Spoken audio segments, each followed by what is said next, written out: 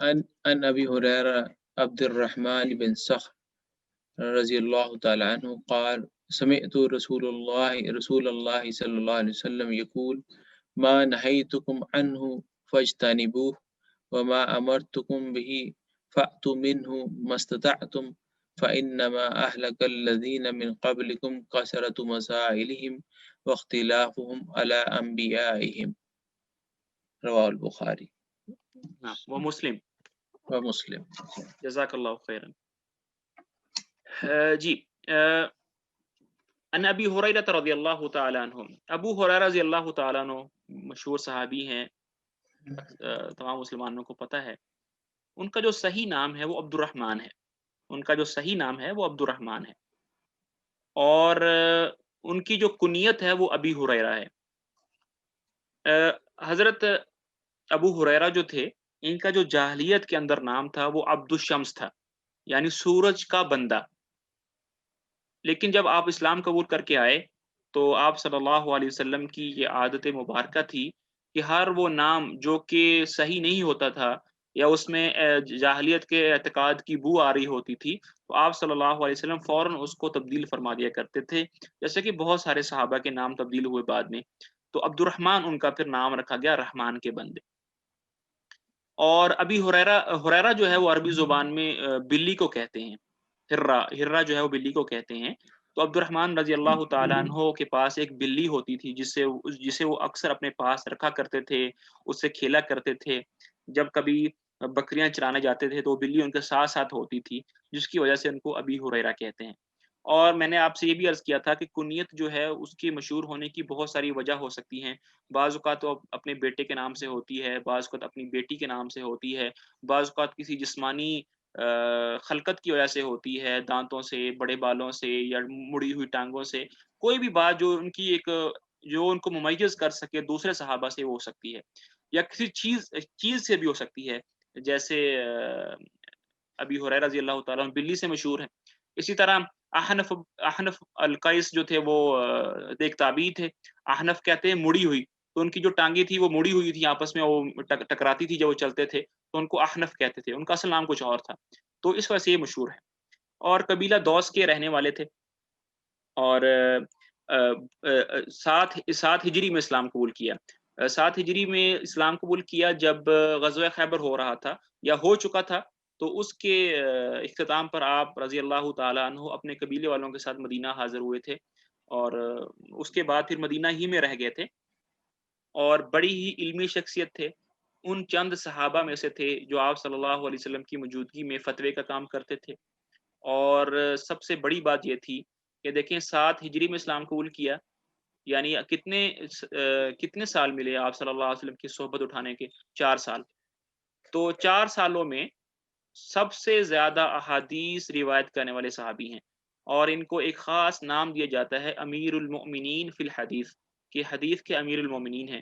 تقریباً 5,600 کچھ احادیث جو ہیں وہ حضرت ابو ہریرہ رضی اللہ تعالی عنہ سے مروی ہیں، اور ان کے جو تلامذہ، جو ان کے شاگرد ہیں جنہوں نے اس سے روایت کیا ہے، ان کی تعداد جو ہے وہ 800 سے زیادہ ہے.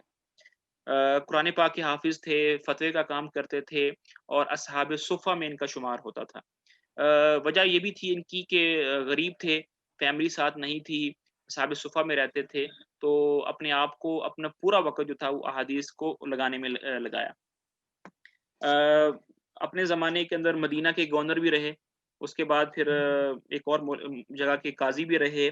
پھر آخری ایام میں آپ رضی اللہ تعالیٰ عنہ جو تھے وہ مدینہ کے اندر مستقل رہنے لگے، اور وہاں پر درس و تدریس اور احادیث کی نشر و اشاعت میں لگے رہے.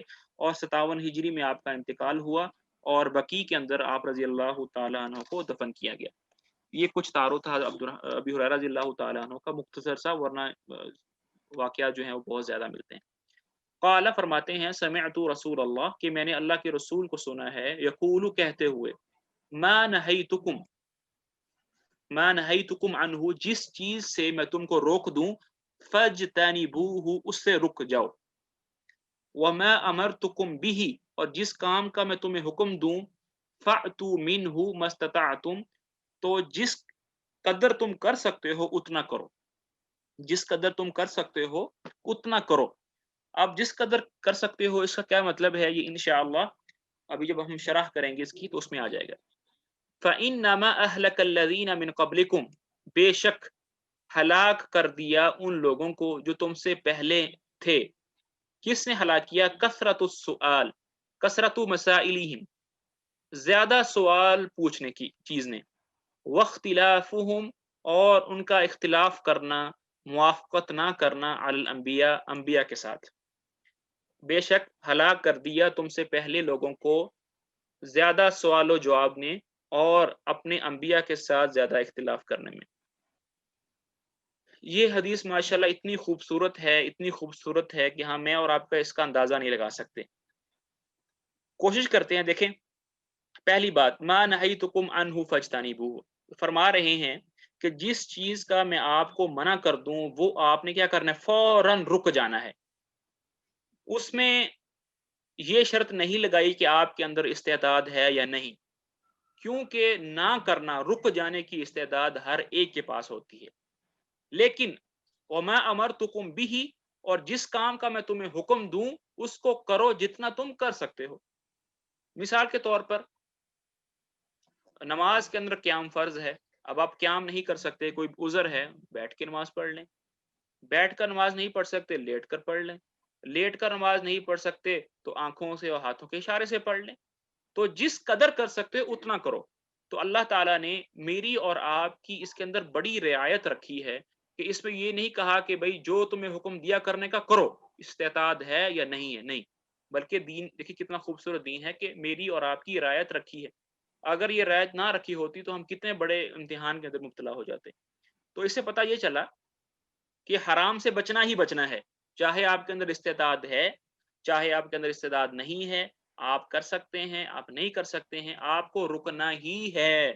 آپ کے پاس اور کوئی خیار نہیں ہے. فجتنبوہ، فجتنبوہ کا جو لفظ ہے وہ عربی زبان میں جانب سے آتا ہے، یعنی کہ میری جانب، اس کی جانب. جانب کا مطلب یہ ہوتا ہے کہ اگر معصیت اور گناہ جو ہے مشرق میں ہے تو مغرب میں ہو جاؤ، ایک جانب کنارہ کشی اختیار کر لو. لیکن جو نیکی کا کام ہے، جو آپ کو میں حکم دے رہا ہوں نماز کرنے کا، اس میں یہ شرط نہیں لگائی کہ آپ نے کرنا ہی کرنا ہے، نہیں.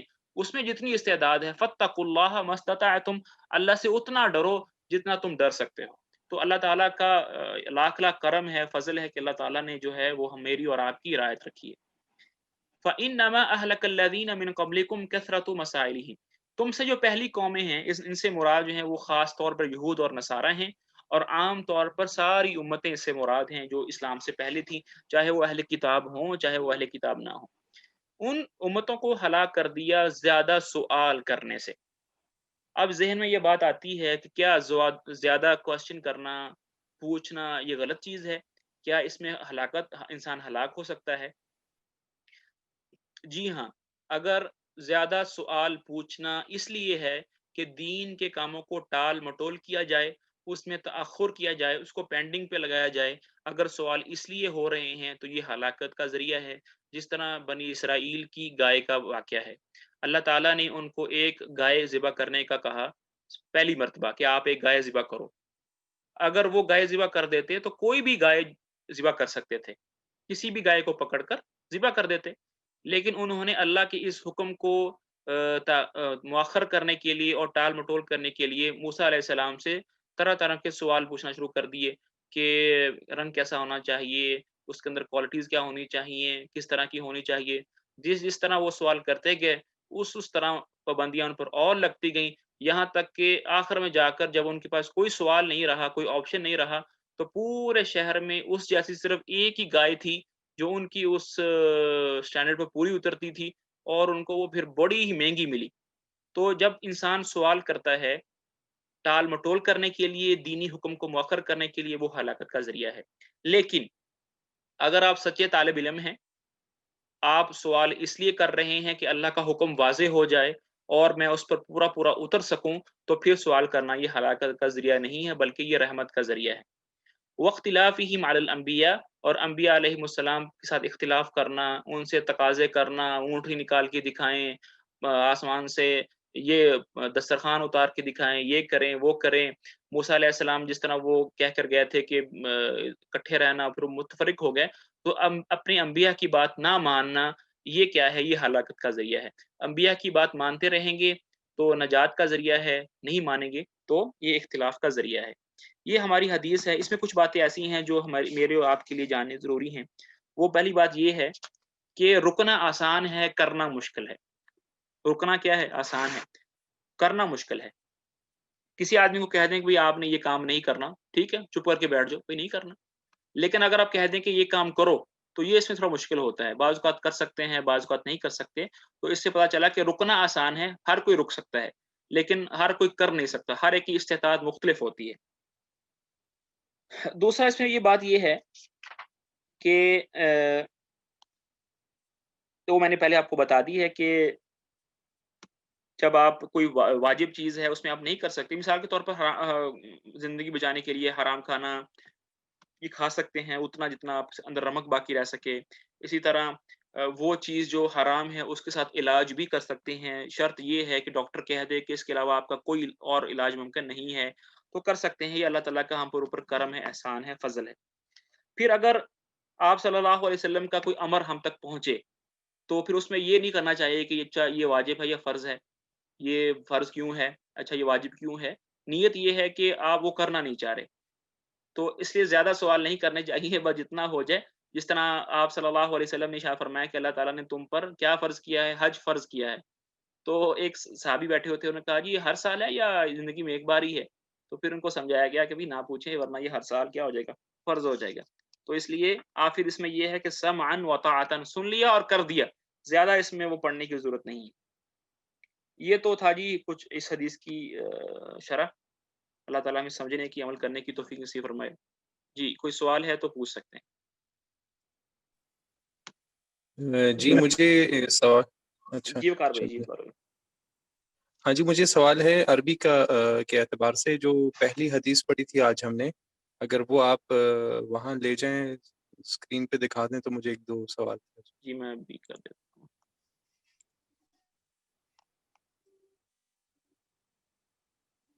جی ہاں جی وہ اس میں بس عربی کے اعتبار سے تھا کہ قلنا لمن کے بعد قال للہ ولکتابہ میں جو لام ہے تو وہ آپ اس کا ترجمہ جو ہے مع کے ساتھ کر رہے ہیں، مع اللہ و مع کتابہ کے ساتھ کر رہے ہیں. تو یہ ٹھیک ہے؟ وہ سند مطلب اس موقع کے اعتبار سے ایسے ہو رہا ہے یا کیا نہیں بات ہے یہ؟ نہیں، اللہ کے لیے کر لیں. اللہ کے لیے نصیحت ہے. اچھا دیکھیں آپ جب آپ اس طرح ترجمہ کریں گے نا کہ نصیحت ہے اللہ کے لیے، جی تو اس کا معنی جو ہے وہ ٹھیک نہیں بیٹھے گا. اس کا مطلب یہ ہوگا کہ آپ نصیحت کر رہے ہیں کسی اور کو لیکن اللہ کے لیے کر رہے ہیں، اللہ کی رضا کے لیے کر رہے ہیں. ہاں جی بالکل تو پڑھیں گے لام ہی لیکن ترجمہ کریں گے مع کا، اللہ کے ساتھ. صحیح ہے. جی پھر معنی ٹھیک بیٹھے گا. اچھا ابھی جو آخری حدیث پڑھی ہے ہم نے اس جی میں جی اعلیٰ انبیائہم، اعلیٰ کا انبیائہم میں آپ نے اس کا کیا ترجمہ بنتا ہے جو ابھی انبیاء، آخری حدیث؟ جی انبیاء کے ساتھ اختلاف کرنا. یہاں بھی وہ کے ساتھ ہو گیا نا اعلیٰ کا ترجمہ، جی یہاں پر مع کا ترجمہ کیا ہے. یہاں ماں کا ترجمہ ہوا ہے. یہ جی کیا جی وجہ ہے اس طرح؟ یہ دیکھ کے یہ متن یہ کو مختلف اسلوب ہوتے ہیں کسی بھی لفظ کو بولنے کا. لیکن ہم ترجمہ وہی کریں گے جو ہماری جس زبان میں آپ ترجمہ کر رہے ہیں اس میں جو محاورہ بولا جاتا ہے. جب محاورہ ترجمہ کریں گے تو پھر اپنی زبان کے اعتبار سے کریں گے. ٹھیک ہے. اگر آپ کہیں گے ابھی جب آپ عربی میں بولیں گے یار اختلافہم علی الانبیاء تو عرب جو ہے وہ سمجھ جائے گا مطلب ٹھیک ہے. لیکن جب اس کا اردو میں ترجمہ کریں گے اپنے انبیاء پر اختلاف کرنا تو اردو والا کہے گا یار کیا مطلب انبیاء پر اختلاف کرنا. تو ہر لغت کا، اہل زبان کا ایک خاص اسلوب ہوتا ہے، اسی میں ہم کریں گے. ٹھیک ہے. اسی کو کہتے ہیں باب محاورہ، یعنی کہ جس قوم کا جو محاورہ ہے اسی محاورے میں ترجمہ کرنا. اچھا یہاں فَإِنَّمَا أَهْلَكَ الَّذِينَ، فَإِنَّمَا سے یہاں کیا مراد ہوا؟ انما سے یہ حرف توکید ہے، بے شک. اچھا یہاں پہ اس کا معنی تو یعنی بے شک ہو گیا. جو آپ کے ذہن میں وہ بتا دیں. مجھے پتا ہے آپ کے ذہن میں کیا ہے. جی وہ آپ نے ہی سکھایا تو ہے کہ انما جی انا صرف مدرس انما انا. جی، اور کسی چیز نے ہلاک نہیں کیا، بس ان 2 چیزوں نے ہلاک کیا ہے. اچھا تو پھر جی بھی اس بات صحیح ہے، ٹھیک ہے. جی جی صحیح ہے، جزاک اللہ خیر. جی. اور کسی کا کوئی سوال ہے؟ ناصر بھائی کا سوال ہے. ناصر بھائی اب جی جی السلام علیکم. وعلیکم جی السلام. سلمان بھائی، سوال یہ کہ شروع کی جو ہم حدیث پڑھ رہے تھے جی اس میں جو سند تھی اس میں وہ ایک فلاں ایک 2-3 نام آتے تھے، لیکن اب یہ جو آج جو 3 حدیث پڑھی یہ ڈائریکٹ ابی ہریرہ رضی اللہ تعالیٰ عنہ اور ابن عمر رضی اللہ تعالیٰ عنہ سے آ رہی ہے. تو وہ جو شروع کیا حدیث میں تھوڑی سند لمبی ہوتی تھی، اس کا کیا ریزن ہے؟ کہ کیونکہ یہ جو 40 النوویہ ہے یہ تو بعد میں لکھا گیا تھا، تو وہ سند یہ کیسے ڈائریکٹ کیوں ہے؟ اور کون سی حدیث میں ہے؟ یہ میں نکال رہا ہوں، یہ والی تو نہیں ہے؟ ہاں یہ والی. دیکھیں اس میں دیکھیں کیا ہے، ان ابی عبد الرحمن عبداللہ بن عمر. اس میں دیکھیں ایک ہی صحابی ہیں لیکن ان کے مختلف نام ہیں. جیسے مثال کے طور پر اس میں کیا ہے، عبداللہ ہے نا، عبداللہ بن عمر. میں 1 منٹ میں ذرا اس کو ذرا ایسے کر کے دکھاتا ہوں. ذرا یہ دیکھیں اس میں جو ہمارے پاس راوی ہے نا، صحابی ہیں وہ ایک ہی ہیں، یہ عبداللہ ہیں. ٹھیک ہے، تو ان کی یہاں پر پہلے ان کی کنیت لگائی ہے کہ عبد الرحمن کے والد عبداللہ، عمر کے بیٹے عبداللہ. جیسے مثال کے طور پر جس طرح ہم آپ صلی اللہ علیہ وسلم کی کنیت ابو القاسم تھی، تو اگر آپ کوئی کہہ دیں ابو القاسم محمد بن عبداللہ، تو وہ ایک ہی شخص ہے نا. تو یہ جو احادیث کی یہ جو لکھا ہوا ہے 40 النوویہ، تو یہ انہوں نے ڈائریکٹ ان صحابیوں سے سنا ہے، لکھا ہے، یا یہ؟ میں آپ کو بتاتا ہوں. دیکھیں یہ جو سند ہوتی ہے نا، اس کا شروع میں اہتمام کیا جاتا تھا جب احادیث کو لکھا نہیں گیا تھا کتابوں کے اندر. جب زبانی احادیث سنائی جاتی تھی تب سند کا خاص خیال رکھا جاتا تھا. ٹھیک ہے، لیکن جب احادیث کو لکھ دیا گیا حضرت عمر بن عبدالعزیز کے زمانے میں، احادیث محفوظ ہو گئیں، اب سند کا کوئی خطرہ نہیں رہا، تو پھر وہ اہتمام جو ہے وہ ختم ہو گیا. اب آپ وہ ضروری نہیں ہے کہ آپ پوری سند اللہ کے نبی تک جا کے پہنچائیں. ٹھیک ہے، یہ جو حدیث ہے، یہ جو حدیث انہوں نے لیا ہے بخاری سے لیا ہے نا، تو جب آپ بخاری کی احادیث میں جائیں گے تو وہاں پر پوری سند ہوگی. تو اس یعنی کہ حدیث کو شارٹ کرنے کے لیے سند کو محذوف کر دیتے ہیں، مٹا دیتے ہیں، کیونکہ سند تو اب اس کا خطرہ نہیں رہا، کیونکہ وہ تو ہمارے پاس لیٹر محفوظ ہے. صرف احادیث کو بیان کر دیتے ہیں تاکہ یہ عام جو لوگ ہیں میرے اور جیسے عامت الناس ہیں ان کے لیے پڑھنے کے لیے آسانی ہو. جزاک اللہ، سمجھ آ گیا، تھینک یو. اور کسی کا کوئی سوال ہے؟ ورنہ اگر آپ بخاری میں جائیں گے نا تو آپ سند پڑھیں گے پہلے 5 منٹ لگا کے، تو پریشان ہوتا بندہ کہ یار سند کہاں ختم ہو رہی ہے، حدیث کہاں شروع ہو رہی ہے. تو میرے اور آپ کی سہولت کے لیے کہ ہمیں اللہ کے نبی کی بات مل جائے، سند کا تو خطرہ رہا نہیں کیونکہ سند محفوظ ہے، تو حدیث ہمیں مل گئی. یہ عام لوگوں کے لیے کتاب لکھی گئی ہے نا، میرے اور آپ کے لیے، تو سند میں ہمیں نہیں جانا کیونکہ اس کا کام علماء نے کر دیا، ہمیں صرف متن پڑھنا ہے. جی اور کسی کا کوئی سوال ہے؟ جی جزاکم اللہ خیر. اگر کسی کا کوئی سوال نہیں ہے تو لیو کر سکتے ہیں. جزاکم اللہ خیر.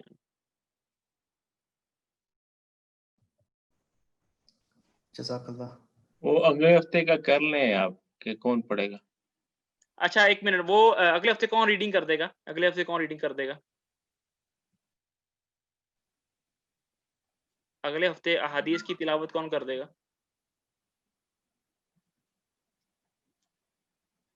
میرا تو سارے سب سونگ گیا لگ رہا ہے. اگر کوئی نہیں کرے گا تو میں خالد بول رہا ہوں جی، میں کر دوں گا پھر اگر کسی نے نہ پڑھا تو. اچھا 1 منٹ میں، یا آپ خود ہی اسائن کر دیں کسی کو. عمر بھائی آپ کر دیں گے؟ عمر بھائی اگر آپ کا مائک خراب ہے تو آپ ہینڈ ریز کر کے بتا دیں کہ میں کر دوں گا. عمر اجاز بھائی ریڈنگ کر دیں گے اگلے ہفتے؟